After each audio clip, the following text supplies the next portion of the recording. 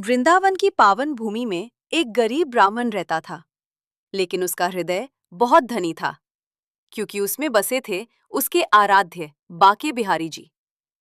वह ब्राह्मण बाके बिहारी जी का इतना बड़ा भक्त था कि सुबह शाम मंदिर जाए बिना उसका मन किसी भी काम में नहीं लगता था। मंदिर में जब भी भंडारा होता, वो पूरे प्रेम से सेवा करता। एक दिन उसकी बेटी की शादी तय हो गई। लेकिन संयोग देखिए, जिस दिन शादी थी उसी दिन मंदिर में उसकी सेवा भी लग गई। अब ब्राह्मण के सामने एक कठिन परीक्षा थी। एक तरफ बेटी की शादी और दूसरी तरफ प्रभु की सेवा। वो जानता था, अगर पत्नी को बताया तो वो नाराज हो जाएगी, क्योंकि कोई भी पिता अपनी बेटी की शादी छोड़कर कहीं नहीं जाता। लेकिन उसका मन अपने प्रभु से मुंह मोड़ने को तैयार नहीं था।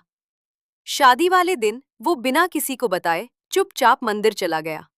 वहां पूरे प्रेम से उसने भंडारे में सेवा की और जैसे ही समय मिला वो जल्दी जल्दी घर लौटा। लेकिन तब तक बहुत देर हो चुकी थी। उसकी बेटी की शादी हो चुकी थी और विदाई भी हो गई थी। ब्राह्मण का दिल टूट गया। लेकिन घर आकर उसने देखा, कोई भी उसे डांट नहीं रहा। पत्नी ने प्यार से कहा, आइए चाय पी लीजिए, आप बहुत थक गए होंगे। वो हैरान रह गया, सोचने लगा, ये कैसे संभव है।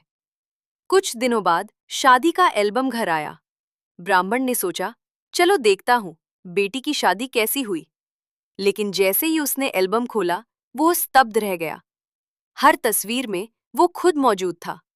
वो फूट फूट कर रोने लगा। उसकी आंखों से आंसू बहने लगे और वो मन ही मन बाके बिहारी जी को पुकारने लगा, प्रभु, ये कैसी लीला है आपकी। उसे समझ आ गया, जिस दिन वो मंदिर में सेवा कर रहा था, उस दिन उसकी जगह स्वयं बाके बिहारी जी उसकी बेटी की शादी में उपस्थित थे। अगले दिन वो मंदिर गया और प्रभु के चरणों में गिरकर खूब रोया और बोला, हे प्रभु, अब मैं जीवन भर आपकी सेवा करता रहूंगा। भक्तों, ये कथा हमें सिखाती है कि जो व्यक्ति सच्चे मन से भगवान पर विश्वास करता है, भगवान उसे कभी अकेला नहीं छोड़ते, बल्कि हर कठिन समय में स्वयं उसके साथ खड़े हो जाते हैं। श्री कुंज बिहारी श्री हरिदास।